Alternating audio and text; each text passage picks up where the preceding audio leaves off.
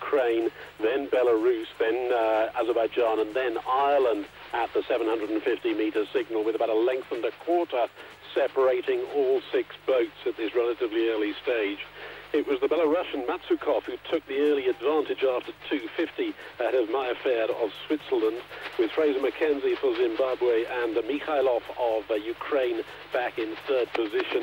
And then there was a complete reshuffle because the Belarusian challenge faded as Matsukov paid the price for that early spurt, and he moved back into 3rd position behind Switzerland and Zimbabwe.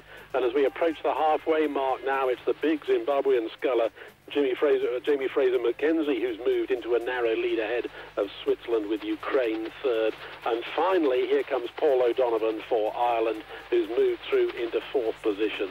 I saw him trailing off the start. He had a very slow move away from the blocks, but that's exactly what he did in yesterday's quarter-final, where he came right through the field and eventually won that encounter, as did Fraser McKenzie alongside him in lane 3. And of course, those 2 scullers, because they won their quarter-finals, they've drawn the favoured centre lane. So O'Donovan from the town of Skibbereen in the far southwest of Ireland, one of the brightest Irish sculling prospects for many a long year, according to the team manager Derek Holland when I spoke to him a couple of days ago.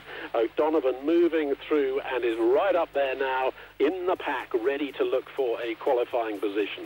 1,200 metres gone. It's the Zimbabwe bow ball in the lead, but only by the narrowest of margins ahead of Switzerland, then Ukraine, then Ireland.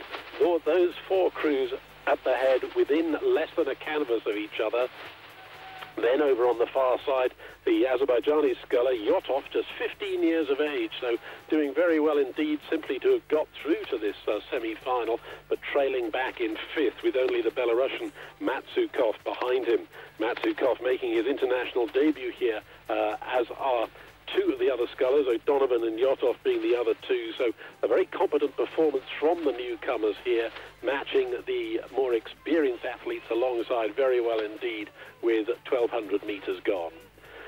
Still, now Zimbabwe just being challenged by Ukraine. It's level between lanes 3 and 5. O'Donovan, little glance over his shoulder to the Ukrainian, but O'Donovan sitting in 3rd position and continuing inch by inch, stroke by stroke, to make ground on the 2 leaders. And now it's Switzerland in trouble. Augustin Mayafer having to move back by about a canvas, but he's fading fast with 500 metres remaining. Suddenly there's a big surge from the Ukrainian. Ireland now in 2nd position, Zimbabwe in 3rd. Mayafer rallies his forces and moves back up into contention. I thought he was about to be slipped off the stern end of the pack, but he's ready for a fight. He's come back into it, and there's been a big push from the young Azerbaijani sculler to try and get an overlap on the stern end of the Swiss boat over on the far side in lane 1. Belarusian trailing in 6th. 350 metres remaining, and a great race developing here in this 2nd semi-final of the men's singles. It's still Ukraine all the way, with Mikhailov, an athlete who competed in the Ukrainian quad last year, finished in 7th position here, but he's aiming for a place in the A final. But now coming under pressure from O'Donovan, who's really begin to wind it up, open up the shoulders, power and length in the water. Ireland coming up alongside Ukraine, and now the Swiss goes for it, and the Swiss sculler right back into contention. Now it's the Zimbabwean under pressure. Rather jerky movement there. He hasn't been quite as smooth and fluid as we've seen him throughout the majority of the course, and it's Switzerland just in 3rd position, I think. Neck and neck for 3rd, neck and neck for 1st. Ukraine and Ireland, stroke by stroke, and O'Donovan is opening it up yet again. He increases the rate. What a fantastic race as they approach the closing stages. O'Donovan at 38 strokes a minute, Ukraine at 37, but the Ukrainian's got something left now. He's at 37 strokes a minute, and it's Ireland squeezing ahead, and still the fight is on between Zimbabwe and Switzerland.